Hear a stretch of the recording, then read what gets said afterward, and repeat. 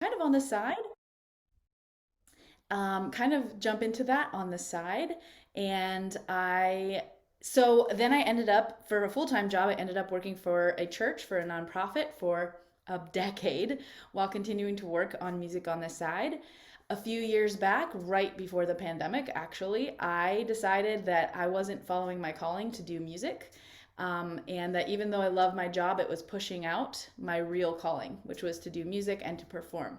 So, right before the pandemic happened, I jumped into doing music full time, performing, teaching, and then, of course, about 1 month after I made that kind of transition, the pandemic happened, and we were all in quarantine.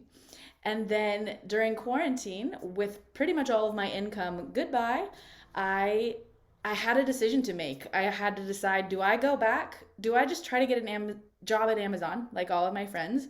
Or do I kind of stay the course and do music? And I was meditating, praying about it, and I had this realization that just because my circumstances have changed does not mean that my calling has changed. And so I decided I have to stay the course, even though I don't see how this is going to work out. So, long story short, during the pandemic, one of the things that I did to serve my community and also to try to build a business was start a free online rockstar camp for kids. So, Rockstar Camp for Kids was you come, you log in, I'm going to teach you a little bit about music, a lot about performing and how you think about performing so that you can like be confident. And that doing Rockstar Camp, kind of before Rockstar Camp, I was like, I want to be Taylor Swift. That's my path. I'm going to be a singer, a songwriter, a performer. I'm going to travel the world singing and songwriting and performing. And what Rockstar Camp did for me was really ignite my passion for coaching humans. And what I found was that all the stuff that I worked with kids on about confidence is all the same stuff that I've always worked with my vocal students on, my women vocal students.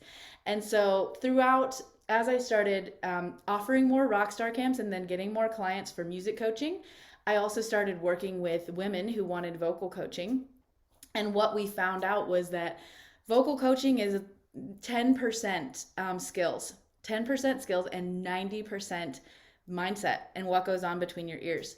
So, my work with women is to empower them to find a different way to think and a different way to handle anxiety and a different way to come on any stage, on any platform in their life with this calm, grounded confidence. And so that is my life mission, is to come alongside other women to take them on the journey that I've been on. A big part of my journey after leaving nonprofit work was finding out who I really was. Because my whole life before that, I lived for other people. I lived doing what I thought that I was supposed to do and like completely turning my life inside out to be what other people needed me to be. And when I started this journey of entrepreneurship, I started to discover who I really was and the importance of finding my own voice and sharing that voice with the world to change my life and change other people's lives. So that's what Find Your Voice, that's the passion behind Find Your Voice. I am here to empower each of you and help you meet your goals for the way that you want to communicate, the way that you want to show up in your world. And like I said, I do that through about 10% vocal skills and about 90% of how do we change our thoughts, because our thoughts have so much power. So, a couple of things that you are going to walk away with today from this masterclass. Number one, you are going to walk away with that 10%, a couple of vocal skills, how you can manipulate your voice to express what's inside of you. And then the second thing we'll dive into today that you will walk away with is a couple of mindset and anxiety hacks so that you can step into any room today with more confidence. So, whether you are going into a pitch, whether you have a presentation for work that you need to make, whether you are going to be public speaking, maybe you want to go to karaoke night. Who knows? But you're going to have a little bit more confidence and a couple of mindset hacks to help you step out more confidently. So, before we dive in, I would love to, if you are live on the Zoom call with us, I would love to if you're willing to come on camera or even just turn on your audio, would love to hear your name, where you're from, and something that you would like to walk away with from this masterclass today. Um, so, do we have any volunteers?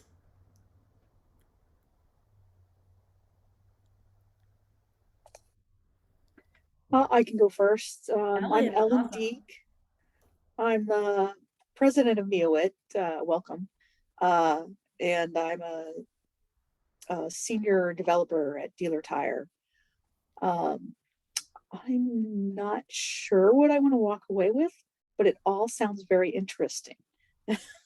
So Awesome.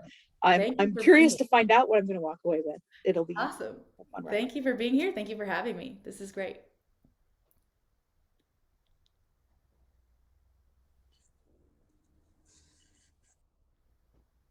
All right. Well, if you guys don't want to come on camera or talk, no worries at all. If you have things that oh, is someone trying to talk? I see someone, but I Yeah. don't know anything. No, I switched on and I saw Teresa, like she unmuted, so I thought she'll go first. Okay, great. Teresa, do you want to go? Or Deepa, you're unmuted. Deepa, why don't you go? And then Teresa, do you want to talk next a little bit? Brilliant. I'm Deepa Rao. I'm the vice president of Neowit. I'm a programmer analyst at Saratoga Cheese, that's in Wisconsin. So I work remote. And the takeaway is I just want to bring in the full potential, what I have, to the outside world, which is still inside me.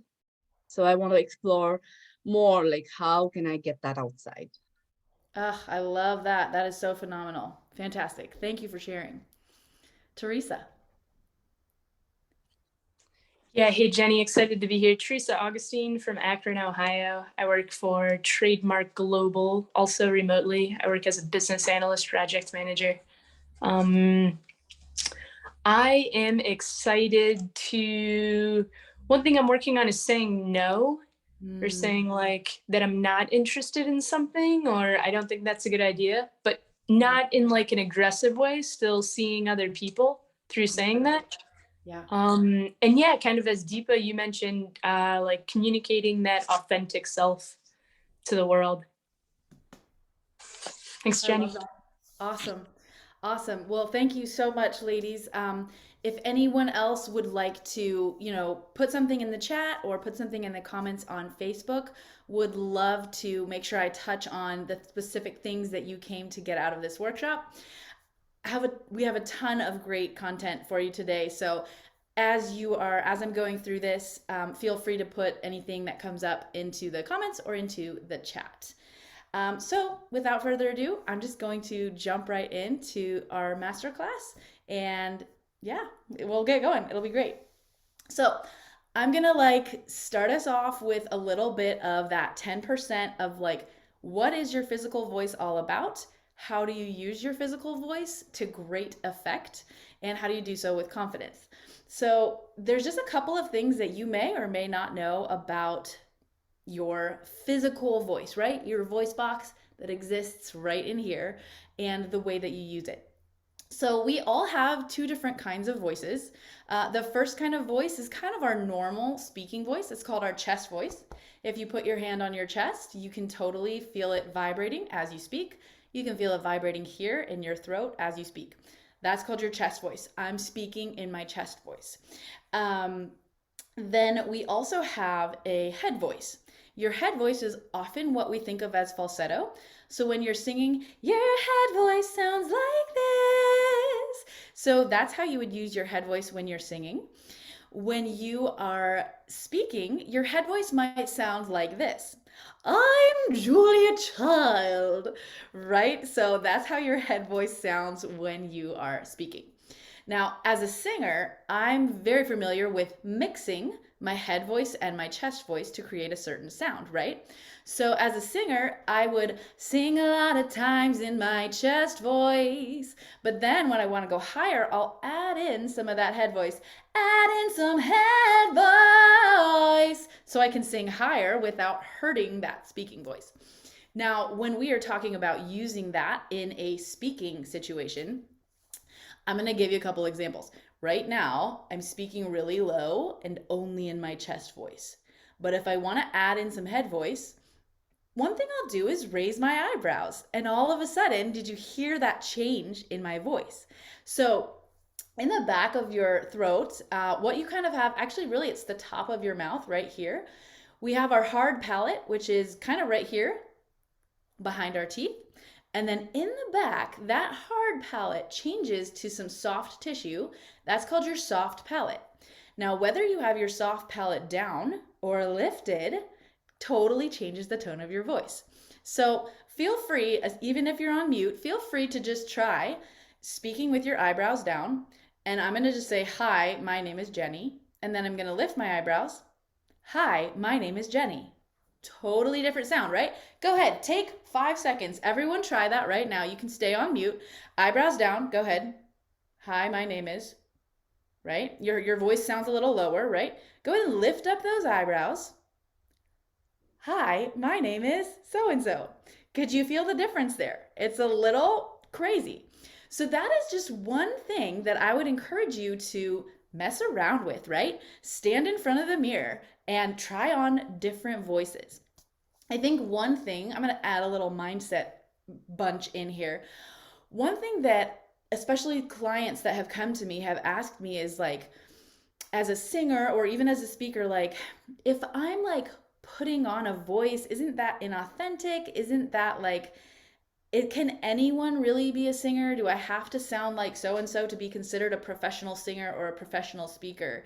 And I just want to encourage you, like, sometimes it's really easy for us to connect our voices directly to our hearts and directly to our identities because our voice is an instrument and our instrument is literally our body.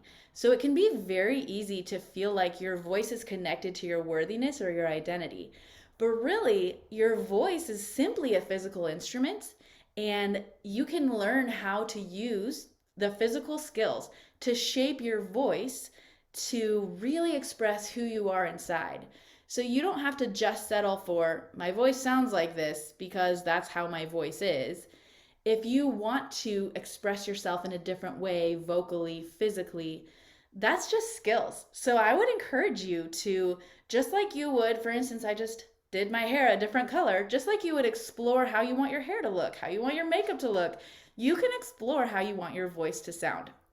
I already mentioned Julia Child. She is, she always talked like this, and oh, don't apologize, no mistakes, everything's perfect, right? Julia Child, that was the way she spoke. Um, there's been a lot of, I've seen a lot of chatter recently about Margaret Thatcher because of I think it's the 4th or 5th season of The Crown.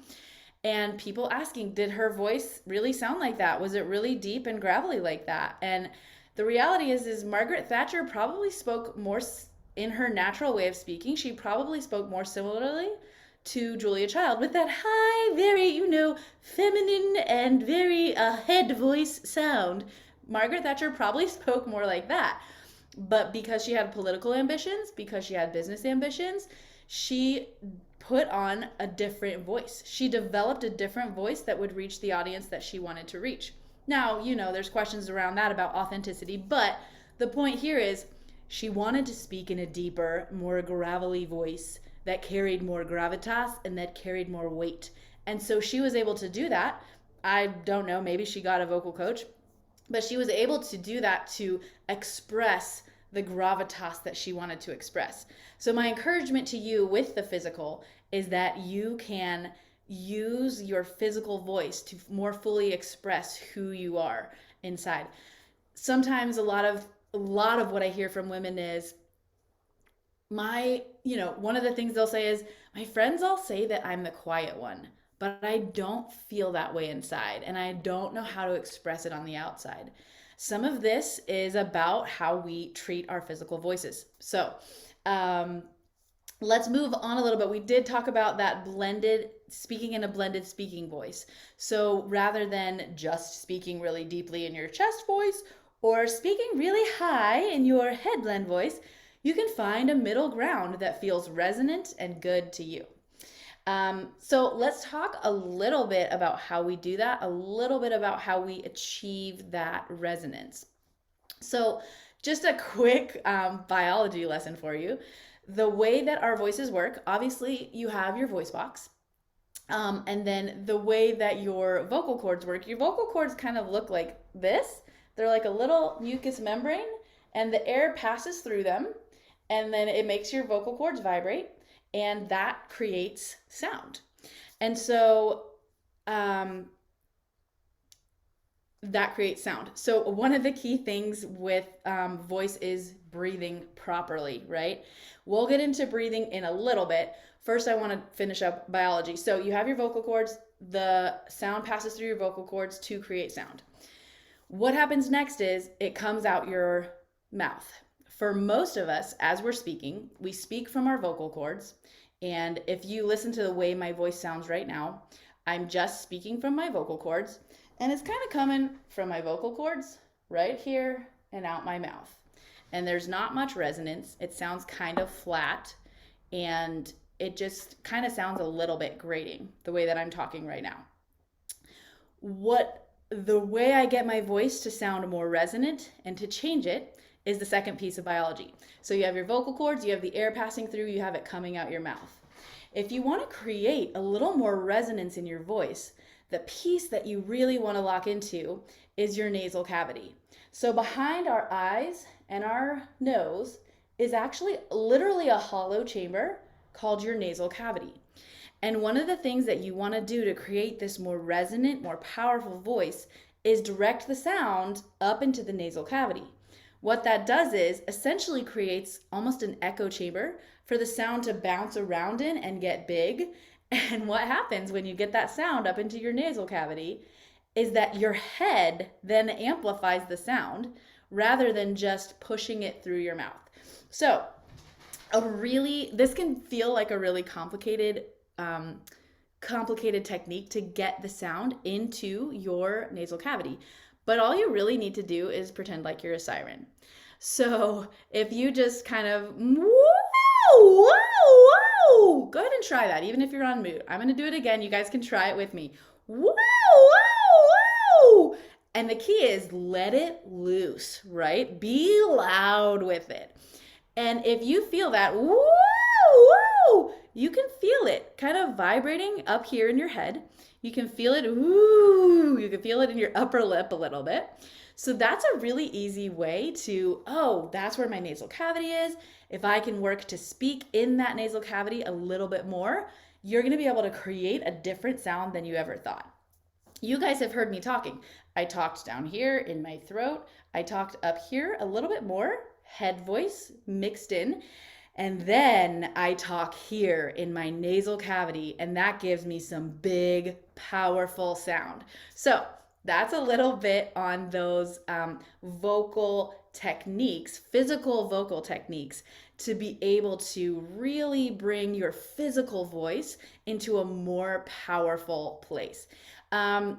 Feel free if you have any questions about that, or if you want to be brave and you want to come on screen and try a couple things out. I would love to do some little quick coaching with you.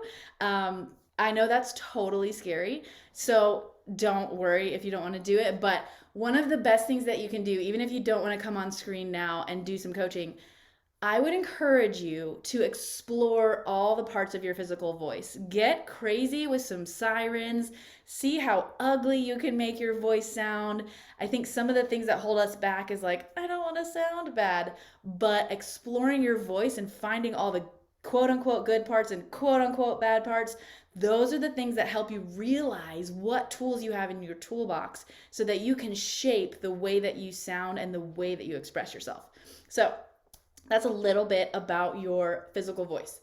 That's kind of the teaching. I want to give you a couple of quick skills, warm-up type of skills that you could do today as you go into your next speaking engagement, your next presentation, your next pitch, your next conversation with a coworker, with a friend, with a kid, your kid, a friend's kid, whoever. So we already went over that siren. That siren is a great way to access all the parts of your voice, right? So, and when I do the siren, I go really high and really low. So, woo!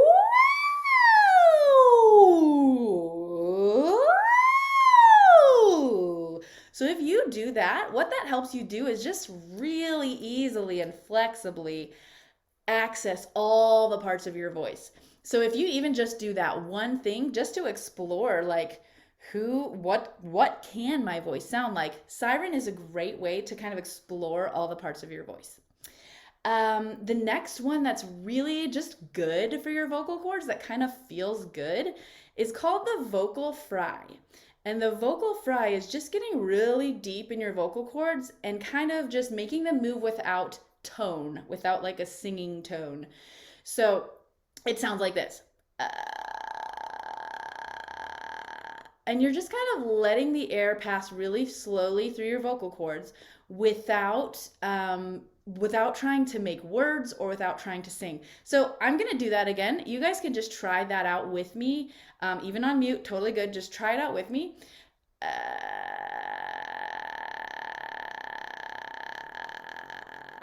So it's just kind of this croaky sound. And I actually have my singers do this too. I have my singers start with a vocal fry and then do a scale. So,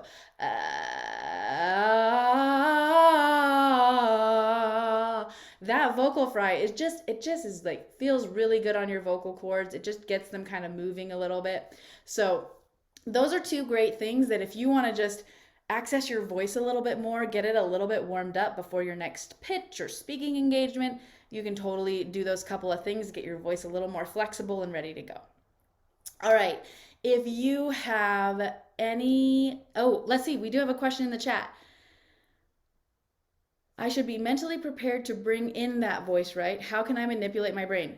Deepa, I'm so glad you asked that question. That is where we are headed next. That is amazing. Thank you for dropping that in.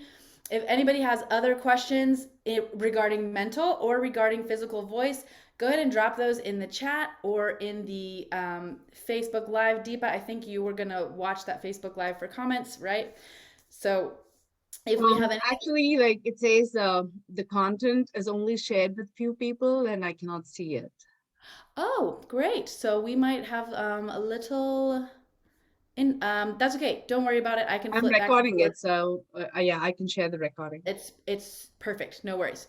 Okay, so great. So let's dive into our next part of our session, which is kind of twofold. So we have a little bit about this is where the stuff that makes me the most excited. I'm a nerd, so I love sharing all of the physical vocal stuff. I could go on about it for days, but this part where we are talking about how to change our mindset and how to bring in that confidence makes me the most excited in the world. So we're going to talk about a couple different things. We're going to talk about first clarifying your message a little bit and your what you want to say, and then we're going to talk about rewiring that mindset.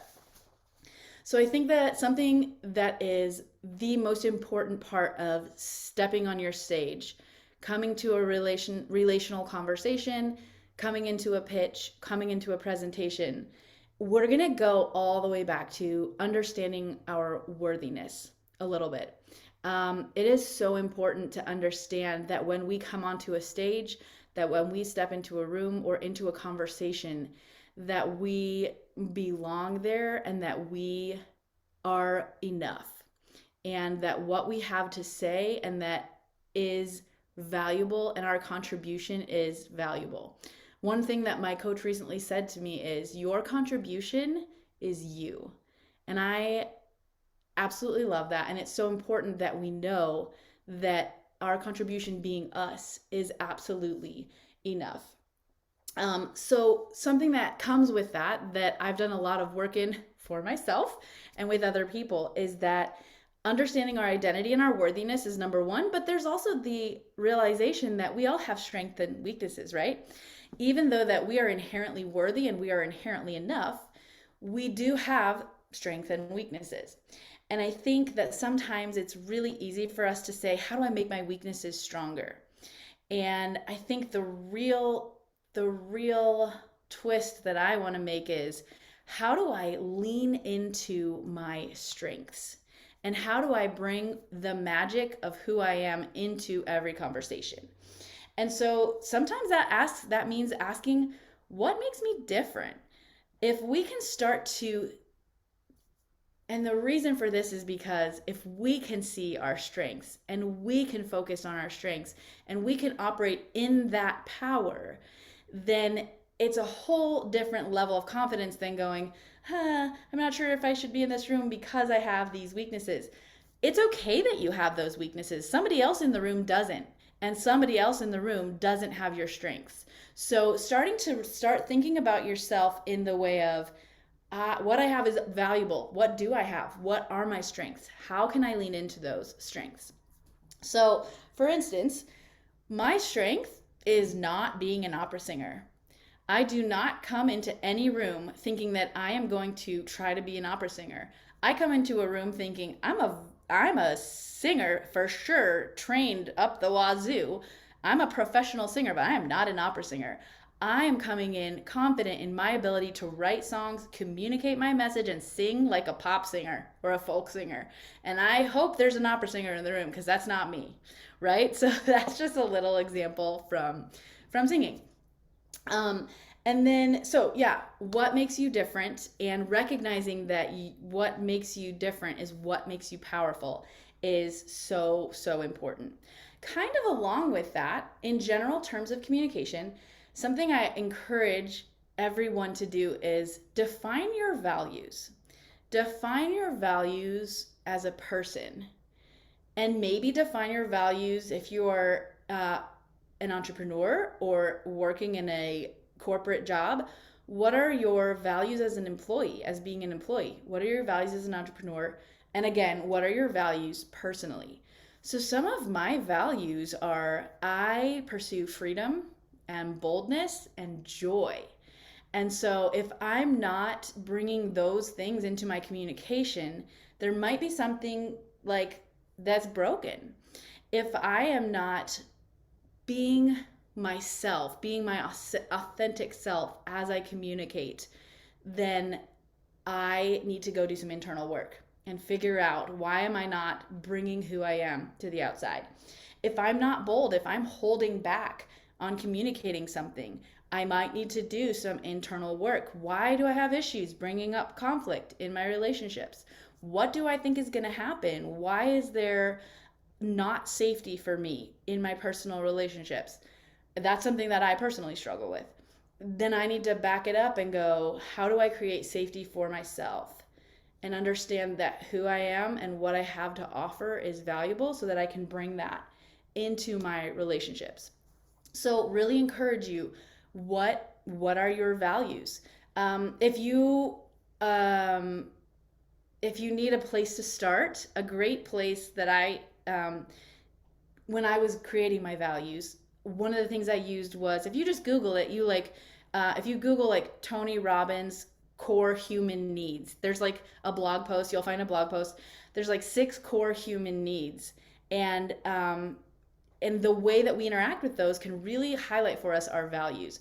The other thing about values is that something that you might not realize is that you're already living by a set of values. My values used to be, I must be safe at all costs. I must make sure that people like me. I must, I pretty much think those are the 2 values that I lived by. And those values kept me in very small boxes and kept me from living the calling that I had to the world. So take a look at your core values that you're already living by and give some thought to, if I could write my own values today, what things would I want to live by? And I know this seems like it might be far-fetched from communicating, but if you know who you want to be and what values to live by, that actually creates the foundation of who you are as a communicator.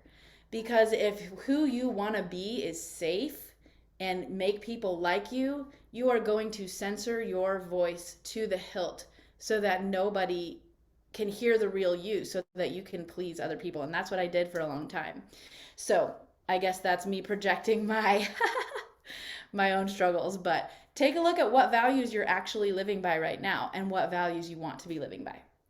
So that's one thing, to kind of an exercise, a reflection to give you, to help you to see where you're living from currently, where you are communicating from currently, what values are driving your current communication.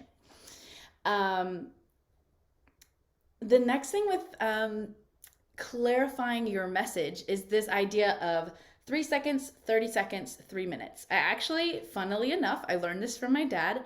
My dad was a fire chief for a long time, working on tax initiatives, and a consultant actually taught them this.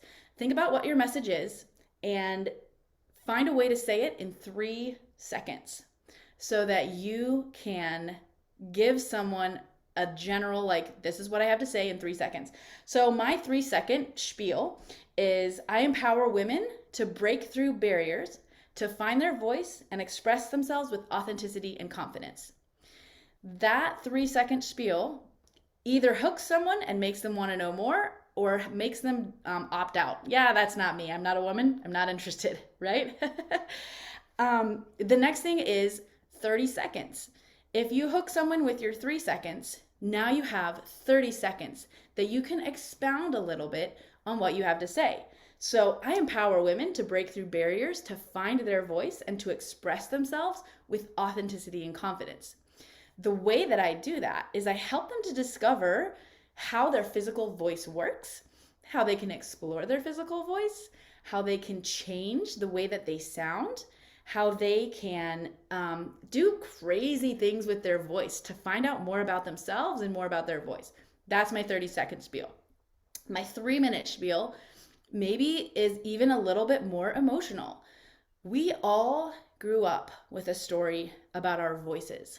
Somebody, somewhere, told us that we were too loud, or we were too bossy, or children should be seen and not heard, or men sound better when they speak because they have a lower voice, or women shouldn't speak in church, women don't belong here, blah, blah, blah. Whatever those stories are, those are the stories that we have internalized and that we sometimes have to break out of. And when we can identify those stories, then we can start to find our true authentic voice and use our authentic voice to not only change ourselves and our lives, but change the world around us. So that's a little bit of my 3-minute spiel. So that's another exercise that you can go through. How would you say what you want to say in 3 seconds? How would you say it in 30 seconds? And how would you expound into 3 minutes? And a great way to do this, if you like to write, or if you are more of an audible person and you like to speak, a great way to do this is to just dump all of it out on your keyboard, or just without any hindrances, go in your closet, say everything you want to say into your phone, and then listen back to it and see what comes up, see what you hear, see if you said what you mean, or if you meant to say it a different way. This is a great way to clarify your message. Clarify your message. There was something else in my brain as I was saying all that, and it just went. So I'll keep going. If I think of it, I'll come back to you. Again, feel free to put any questions you have, anything you need into the chat. Yeah, so kind of understanding what you want to say is kind of that first part. I know that Deepa, you had mentioned earlier, bringing that full potential that's inside of you to the outside, right? And I think the first step of that is like getting some clarity. What is inside of me? What do I have to say? Or even not even just what I have to say, but like the way that we say it. Sometimes we struggle to communicate in a way that makes sense. So getting some clarity, doing some reflection internally. What do I have to say? Who am I? What do I want to say? Is that number one step. You might already be there, right? You might already go like, I know exactly who I am. I just don't know how to unlock it. We're going to talk about how to unlock it next. Okay. So again, we're going to start with a couple of physical things that really help kind of jumping over those anxiety hurdles, and that will literally physically, neurologically and physically give you a little bit more confidence. So one of my favorite things, and I started teaching this in Rockstar Camp, and it is so applicable for everyone from ages, 4 to ages 92. It's this concept called power posing. Has anyone heard of power posing before? Ooh, yay, we have newbies. This is awesome. So I actually heard about power posing from a TED Talk, and I locked onto it so hard because I thought it was so amazing. So power posing is this concept that there are there are physical, I'm going to move my screen a little bit so you guys can see me a little, my body a little better. So there are actually physical positions that make us more submissive and less confident. And, you know, a perfect example is we're on our phones all the time, like this, right? Hunched over our phones, looking at our screens. This position is a position of like submission and not a powerful position. Now, this is really interesting. They have done research, and for instance, if there are athletes who are blind from birth and have never seen anyone do this, when they cross the finish line, they literally throw their hands in the air into a victory stance. Never seen anyone do that before. Anytime we are doing this big, open kind of posture, that's called a power pose. And what it does is, scientifically speaking, biologically speaking, what power posing does, getting into a strong stance that makes us feel powerful, that makes us feel dominant, it literally lowers the stress hormones in our body, cortisol. So power posing lowers the stress hormones in your body and it raises your testosterone levels so that you feel more relaxed, more confident, more dominant. They did experiments with people that were going into interviews where they instructed some of the people that were going into the interview to do power poses for 30 seconds to 2 minutes before the interview. Some people received no instruction. Those were the people that were on their phones waiting for the interview to happen. The judges in the interviews did not know who power posed and who didn't. But across the board, the people that power posed got hired versus the ones that didn't in the context of this experiment, which shows us that this power posing really works. It really lowers your stress hormones and raises your testosterone levels so that you can operate in more physically relaxed, confident ways. So I encourage you guys to try that. Next time, you know, even if you're not going to speak or do a presentation, like get out of bed in the morning and like get into the shoulders back, really strong. You can even do this sitting down. I'm sitting down right now. I have my butt on the edge of the chair. I have my back straight and my chest up, and like already stress is melting away. So try that. Try getting into some whatever, you know, superhero stance that you want to get into and feel the difference that it makes for you physically. The other thing, and again, I kind of discovered this in Rockstar Camp. The other thing that I really, really love is this idea of taking your cue from yourself. As a singer who has been on big stages, small stages, coffee shops with an espresso machine in my ear, all sorts of places, something that I have learned is that if I'm focused on my audience and I'm focused on reading my audience and trying to figure out if they like me, if my performance is going well, then my confidence can go like this so fast, because most of the time you can't read someone accurately. So whether you're in a pitch, whether you are in an interview, whether you are singing on stage at karaoke, etc., you're not going to be able to read people accurately. So staying grounded inside of yourself and knowing your message and speaking your message, taking your cue from yourself, not taking your cue from your audience, is going to be so essential to staying grounded and staying confident. As a people pleaser, it is so easy for me to go, those people in the audience right now have a blank look on their face. They must hate what I am doing. And so many times I have gotten off stage and those exact people were like, oh, that was so amazing. You sounded like an angel. I like was so emotionally moved by it. I was like, really? Because you didn't look it. So just this reminder that if you can take your cue from yourself and not take your audience's cue, take your cue from yourself, stay the course, communicate with that calm, grounded confidence. The other thing is mistakes, right? Mistakes happen. Mistakes have the ability to send us into a mental spiral and go, I don't know what I'm doing anymore. I just made a mistake. Or they have the ability for us to go, well, that happened. I'm going to keep going and move on. It's really easy to like be the most afraid of mistakes. No matter whether I'm talking to kids, whether I'm talking to teenagers, whether I'm talking to adults, one of the biggest things that we are afraid of when we step onto the stage is making a mistake. What are people going to think? Are they going to laugh at me? Is it going to ruin my presentation if I make a mistake? More often than not, the way we handle a mistake is what makes or breaks a situation, not whether we make a mistake. So this has happened to me multiple times on stage. I've sung a song a million times. I've spoken something a million times, and all of a sudden, the lyrics leave my mind.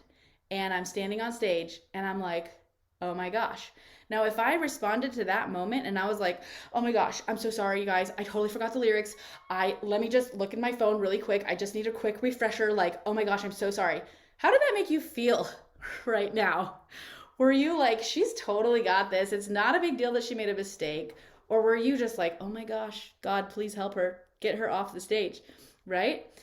But usually what happens now, because I have so much experience, when I make that mistake is, literally this happened to me one time in a show. I just completely forgot the words, and I forgot, and I stopped playing, and I was like, well, the words just went off into the sunset. And then I started playing again, and everyone was like, ha ha ha, it's so great, right? So it's how you handle a mistake is really the key to continuing confidence. Some of this is just experience. So if you feel like you don't have enough experience to handle that mistake well, I would encourage you, get into any situation you possibly can where you can make a mistake. Live stream yourself on social media, go to karaoke, etc. Whatever it is, set up a conversation in your living room and pitch to your family, whatever it is. These are the ways that you can start to a little bit hack your nervous system and go, making mistakes is not the end. Making mistakes does not derail my performance if I don't want it to. So just keep going. Don't react in the moment when you make a mistake. Remember that you can say, okay, that's a neutral thing that happened. I'm going to keep going. I'm going to let it slide. And you can always assess later, right? And go, how did I make that mistake? Let's see if we can avoid that next time. We do want to improve, right? Assess those things. But that can be a great way to just keep in the moment, keep going. Nobody's going to die because you made a mistake right now. So it's okay. You're not going to die and nobody else is. So it's okay to keep going and then assess later. So that's a little bit of these kind of physical, immediate things that you can put into place, even if you're going into a pitch right after this, right after your lunch hour. Do some power posing. Let yourself kind of connect to your body. Do some breathing. A little bit of power posing. And remember that you can take your cue from yourself. You're here with something of value to offer. You are here to present what you have come to present. And you don't have to take your cue from anybody else except yourself to give a confident, calm performance presentation. All right, we're going to dive a little bit deeper into kind of some mindset framework that I use for myself and with my clients to really dig into that. How do I bring that full potential that is inside of me out? And how do I, to your earlier comment, Teresa, how can I kind of work on saying no from this place and describing my boundaries from this place that doesn't feel mean or aggressive, etc. To that comment about saying no, some of that is your values, like we talked about earlier, Teresa. Some of that is understanding, why am I saying this? What value does me saying no support in my life, right? What if someone is asking me to change everything that I want to say because they feel like it will communicate this? Is that in line with my values as a person, as an employee? And so, yeah, we'll get into a little bit more of that. So I use, for thought work, I use what I call the Duet Framework, D-U-E-T. Very nice, since I'm a singer. D stands for discovering your limitations. U stands for untangling the story that supports and activates those limitations. E is for envision. Envision how you want to feel, who you want to be. And I'll go into these a little deeper. When you step on a stage, speak in a meeting, or in a personal conversation with people. And then T is transforming our thoughts to transform our lives. So let's quick dive into discovering your limitations. This is kind of what we talked about earlier with your doing crazy things with your voice, right? A lot of times it's really helpful to do something with your voice that you've never done before that you feel like you shouldn't do. So maybe you've never yelled before. Maybe you are like, I'm not allowed to be that loud. So what I want you to do in that case is go somewhere where you can yell and see how it feels to yell and see what thoughts come up. Sometimes with my singers that I work with, they go to hit a high note and they back off. They're like, I can't sing that note. And there's often a story behind that, right? Which is our second piece. But before we go to the second piece, so like I said, doing that yelling, doing that siren, doing things with your voice that sound weird or ugly or anything that you're like, I shouldn't be doing that right now. I'm not allowed to do that with my voice. Is it really okay for me to sound that way? It's super great. Do those things. And then it's about experimenting, right? Discovering your voice. And if there's that voice in your head also that's saying, like, if you sound that way, you're going to sound like a failure. Failure's great. Failure activates success. When we do weird things with our voice and be like, ooh, I, I don't want to sound that way. That was terrible. Great. Now you have an example of, I'm going to steer away from that physically as I talk or sing. So let's get to that untangling the story part. So when you do or say something that triggers this thought in your mind or this fear, that's a perfect time to go, what story am I telling myself as I'm speaking or as I'm singing? Maybe you have a moment like we just talked about mistakes. Maybe you have a moment in a presentation, in a personal conversation, on stage, where you say or do something that like triggers that like nervous system response, like, what are you doing? You are just going to so when you trigger that nervous system response or you get that fear, like, I just said that, what is that going to do to my job, my relationships? What's the story that's happening there? I think that one of my stories that happens is like, if I say the wrong thing, if I do the wrong thing, then it's over. Whatever relationships I had are broken. Whatever, there's like zero safety if I say or do the wrong thing. And so why do I have that story inside of me? Is it because as a kid, like somebody said to me, like, your emotions, you don't need to have your emotions right now. Those are not valid. Somebody always has it worse. You don't need to like think about that right now. And if I learned that anything that I say or do that seems even a little bit emotional is going to like trigger something bad, like, you don't get to have emotions, right? And so that's something that I have to work on and realize my emotions are okay, and it's okay for me to express them. There is safety in that. So that's untangling the story. Like, what story happens in your mind when you say or you do the thing, and what is that story keeping you from doing? If somebody says like, you can't say that because that's not nice. Something that we as women are told is that we have to be nice, right? And so if somebody says you can't say that because that's not nice, we have adopted that story into our lives.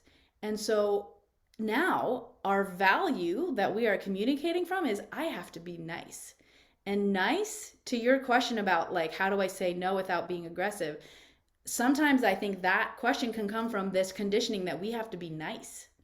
And that saying anything that is slightly contradictory to anyone else is not nice. And that story is simply not true. We can say no, we can hold a boundary in a way that is calm and collected without being rude or being mean, right? Like, nice does not, nice is milk, nice is milk. Let me say that.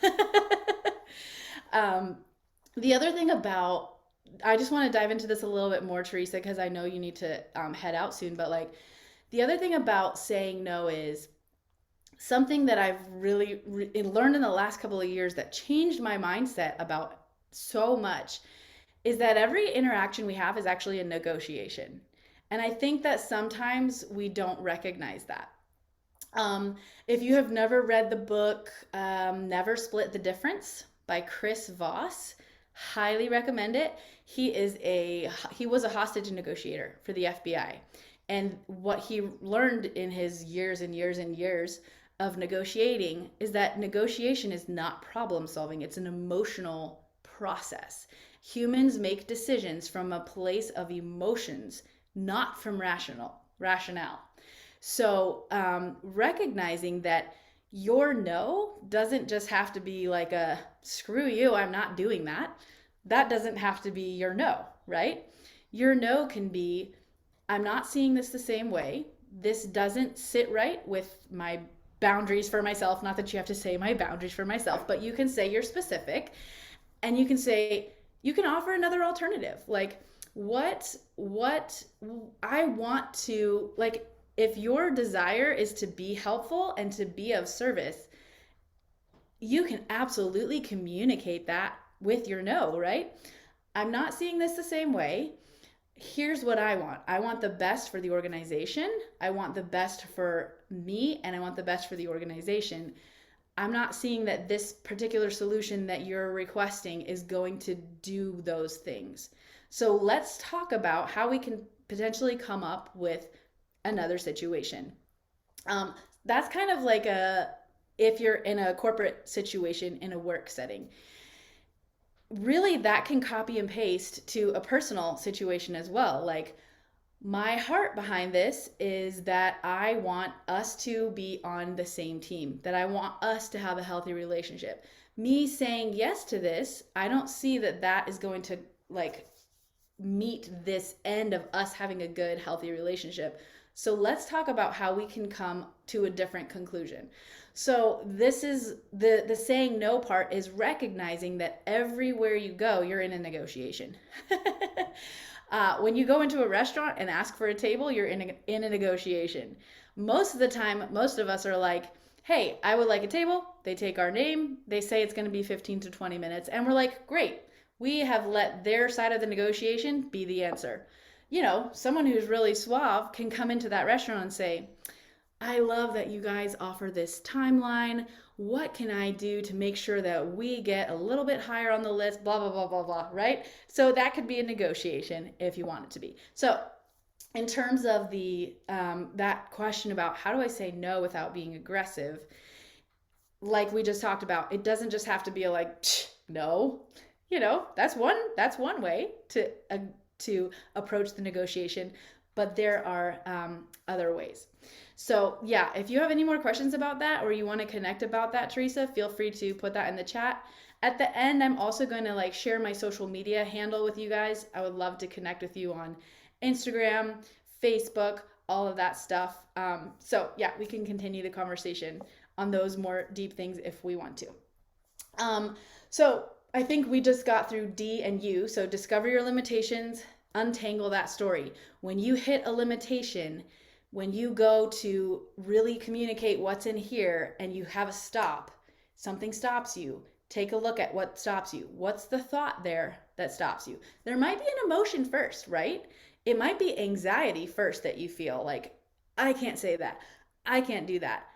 Take a look at that anxiety and try to think, what's the thought what did I think that is causing that anxiety, right? If it's situational anxiety, right? There is a reality that we have physical imbalances that sometimes give us a general anxiety that doesn't have to do with like my thoughts created it, right? We're talking about you go to do something and suddenly you have anxiety about it. What's that thought, that story that you're telling yourself? So identifying that story is great. If I hit a wrong note, they're gonna boo me off the stage. That's the thought that creates the anxiety that like makes my vocal cords tense up so I don't hit a wrong note. But then the next step in that process is envision. How do I want to feel when I step on that stage? I want to feel confident. I want to feel secure. I want to feel grounded. When you can envision feeling the way that you want to feel, then you can make a path to what kind of thoughts do I need to have to help me feel that way? Maybe, you know, one of the clients that I worked with had anxiety when they went into a studio to record, and they felt like it was a difficult environment to be in. And when they thought about, I want to feel like it's fun, I want to feel like it's like I'm grounded, like I have confidence going into this situation, then we can start to think about what thoughts do I currently have that are feeding my anxiety? How can I transform those thoughts to change my experience?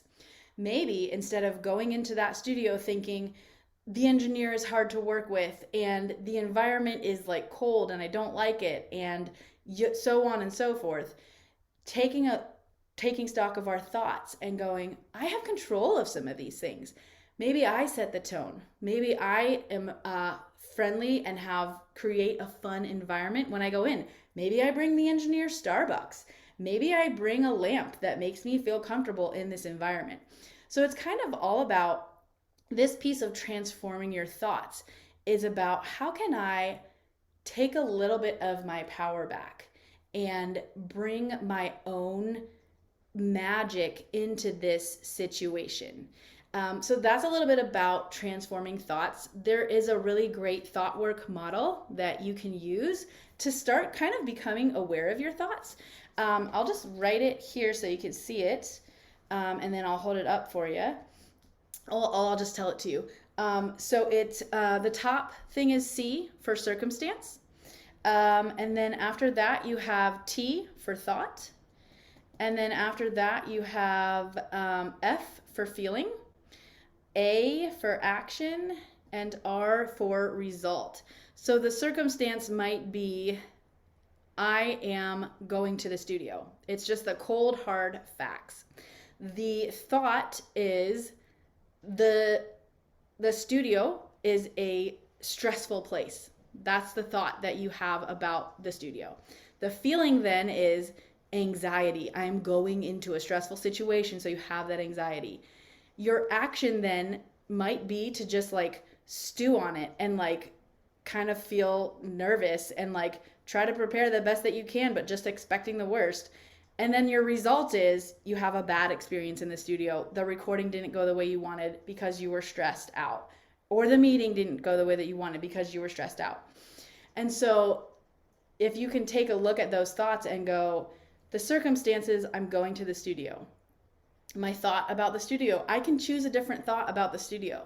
The studio is an amazing place to be. The feeling with that comes from that thought, wow, I cannot wait to go to the studio. The action is I'm going to do this, this, and this to change the environment of the studio, and the result could be I'm going to have an amazing session in the studio. And you know, you can drop in your own thoughts, your own actions, your own feelings. So that's a little bit about how do we transform our thoughts? How do we create new thoughts and recognize that there is power within us? And if we can tap into that power by recognizing it and choosing different thoughts, that can give us the confidence that we need to communicate in new ways, to bring that full potential that's inside of us out to the world, to say the no, to interact with no in a different way. So I would love to hear any thoughts that you have. Teresa, thank you so much for being here. I know you have to go. Great to see your face. You guys feel free to connect with me. I'm Jenny Baird Music on all social media platforms. So would love to, connect with you online. It'd be great. I'll see you later. So I would love if you guys have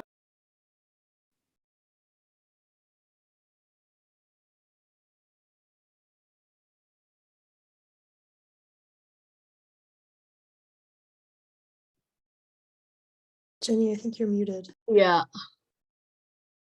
I muted myself. Sorry about that. Mistake, right? What am I going to do? Totally fall apart? Nope, not going to fall apart. Deepa, would you want to unmute and talk about your question a little bit with me? Would you be willing to do that? Yeah. Usually, like when I do like speaking, public speaking, I practice a lot. I write it down. So everything is in my mind. And when I go and see people, or if it's an online platform, if something says, oh, it's live, I forget everything. Okay. So Okay. how do you like, you know how to project it, you have practiced it, but like the faces or something like which says like, oh, people are watching, Yes. that disconnects everything what I've practiced. Absolutely. So, So, um, so I'm going to ask you a couple questions if you don't mind.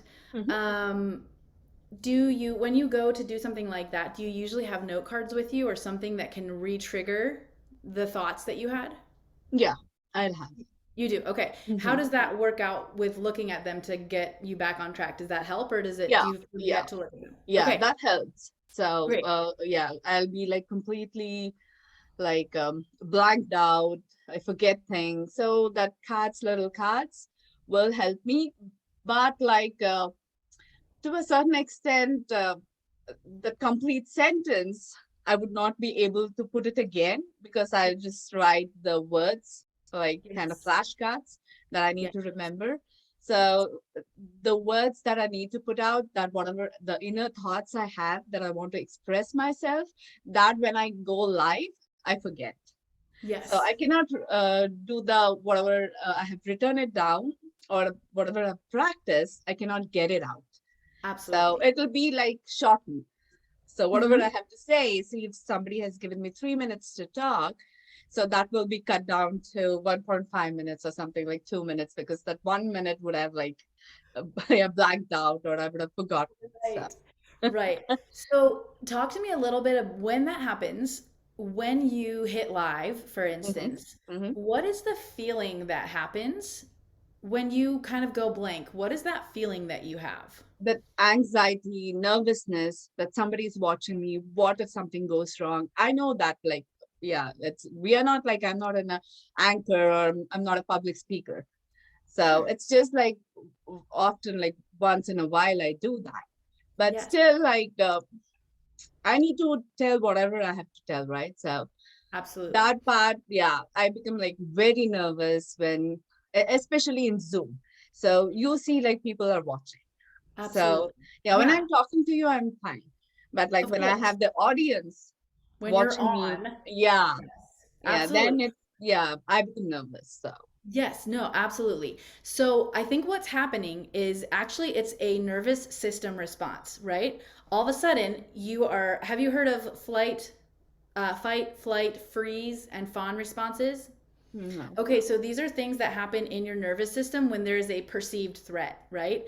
For Mm-hmm. us, it's not actually true that anything bad is going to happen when we get on and we forget our words, but our nervous system is like, you're gonna die, right?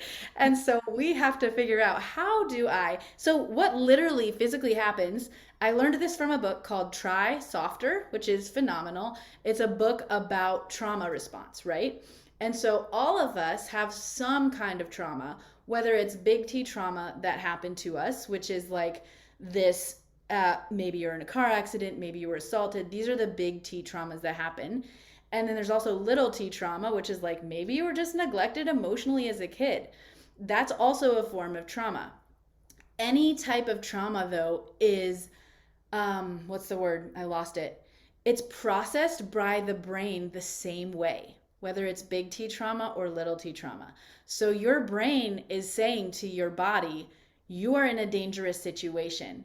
And it sounds like what's happening when you get on that live call is your brain is like, freeze response. We're freezing now until we know that it's safe and we can move again, right? It's that deer in the headlights. We use that phrase for a reason.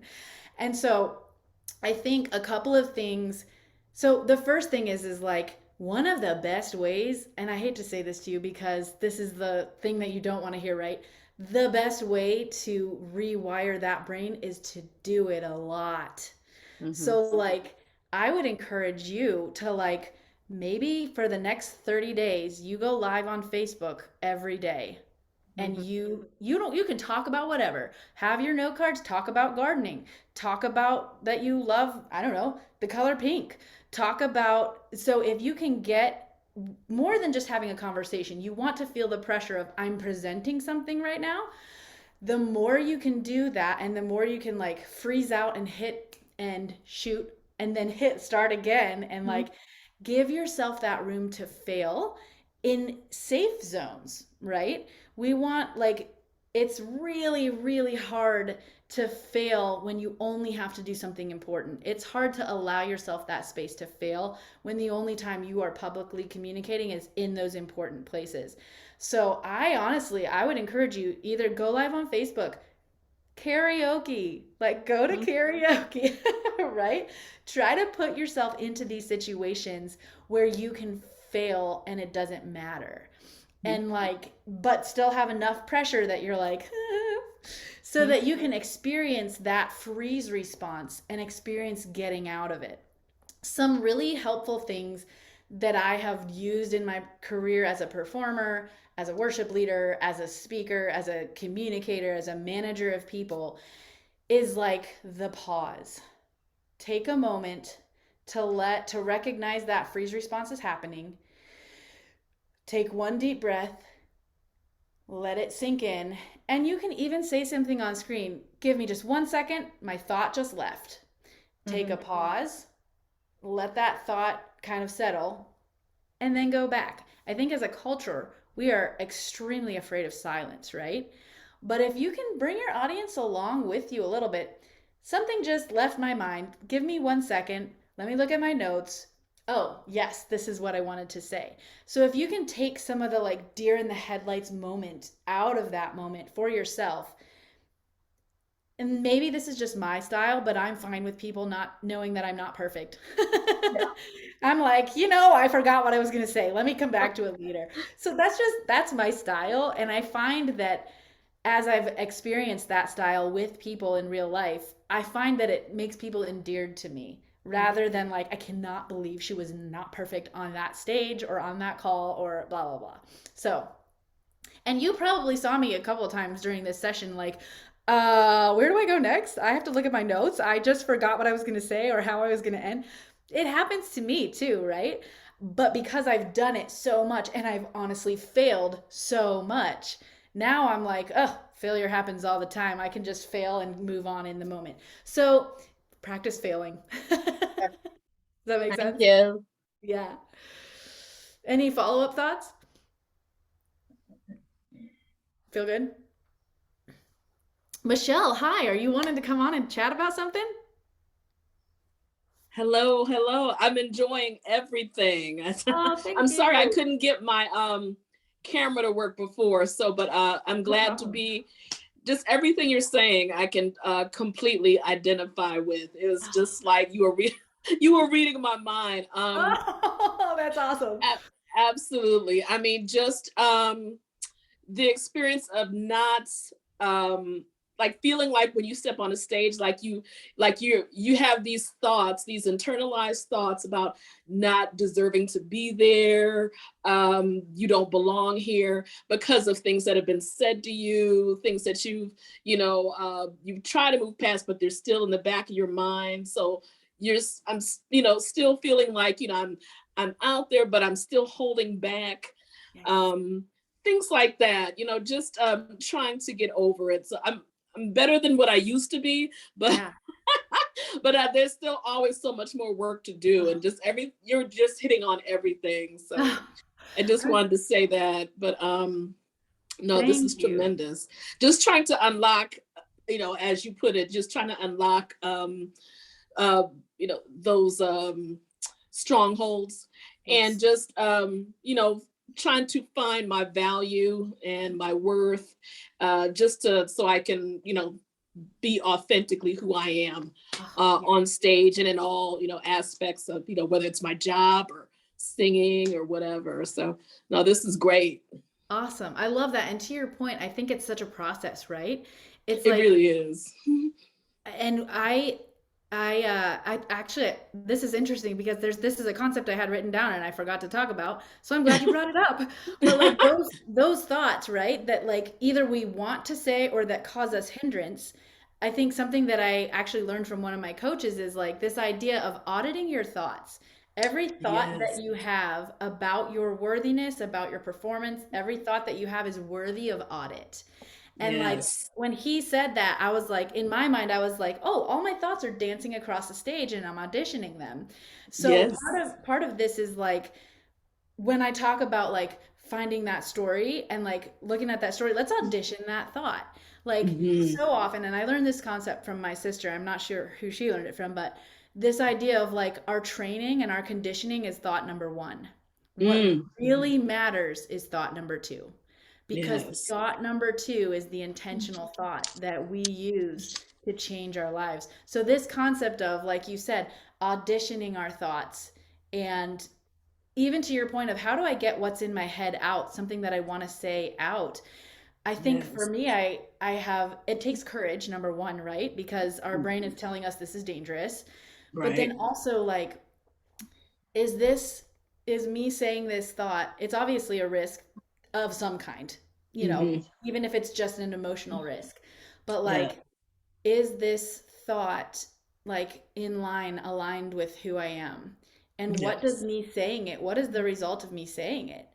Mm-hmm. Um, if, and this is something that I'm really working on in my own life. Like, if what I'm saying, if the only thing that I'm thinking about is how other people are going to perceive it, in a way, I'm like annihilating myself, right? Yes. And so, Yes. like, what is more important to me? Is it more important to me that everybody else thinks of me exactly the way that I think they should think of me?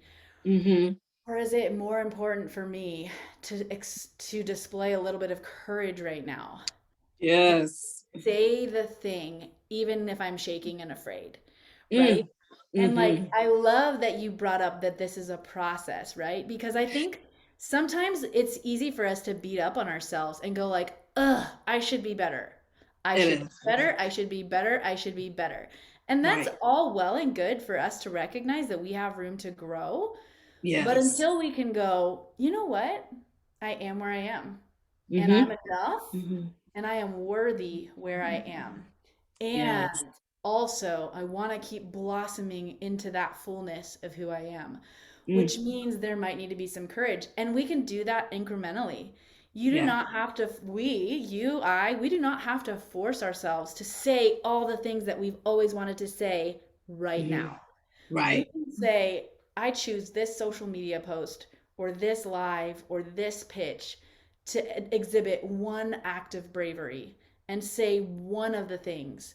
And like, you can think of it like an experiment. What happens? Maybe this curiosity is something that we adopt.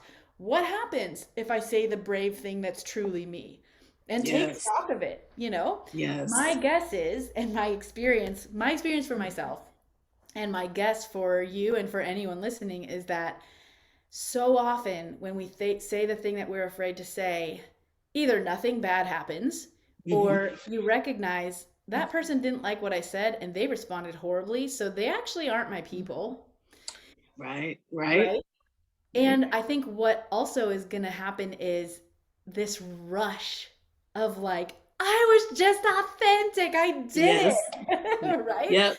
And so there's so much like I can't do this, I can't do this, I shouldn't do this. But when we take the moment to maybe use some of these hacks, right?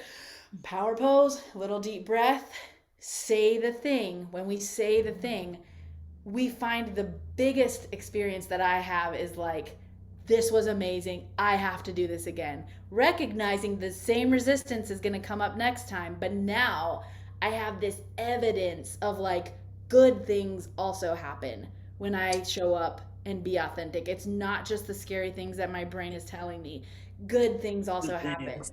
So Oh, for all of us, it's the encouragement like, do the thing, say the thing, go fail, get the practice. And I'm preaching to myself as much as I'm preaching to anyone else right now.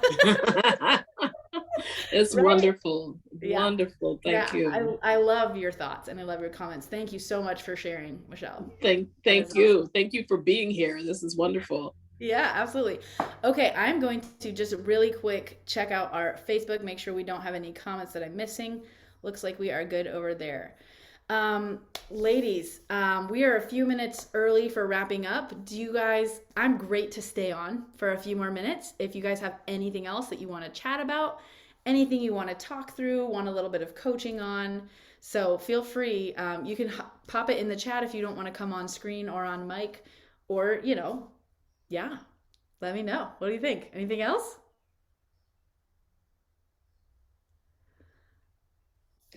Thank you. This was a really awesome presentation. I really appreciated it. Awesome. Thank you so much for being here, Angela. I appreciate your feedback. That's great. All right, ladies. Well, oh yes, Michelle, sorry, go ahead. I was just gonna ask, Jenny, are you based in Cleveland or Cleveland area? Yes, I am in Akron, down here in Okay. Akron, Ohio, so I'm very close to the Cleveland Okay. area.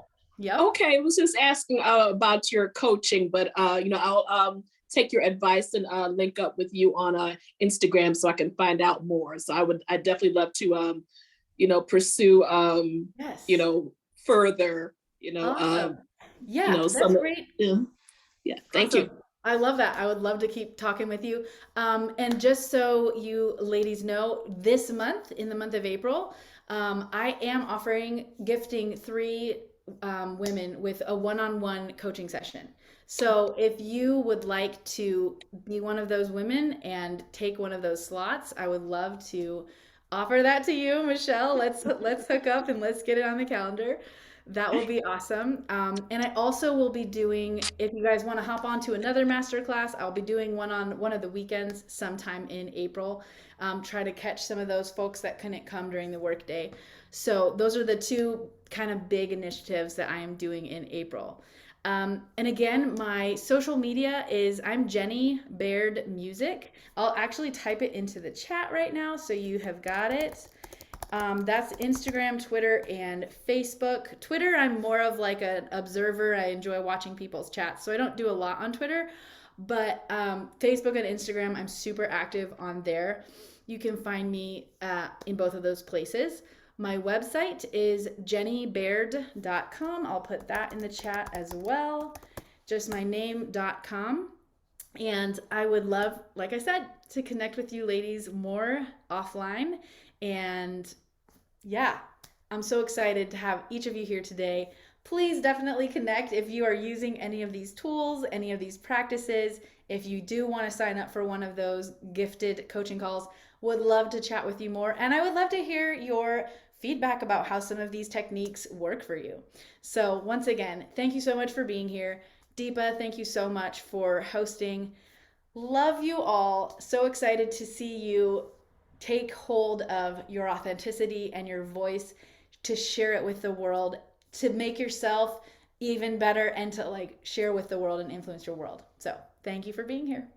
Thank you, Jenny, for teaching us how to get our inner voices. Thank you from NeoWit team, and thank all the audience who are there today during our lunchtime. Thank you. Thank you.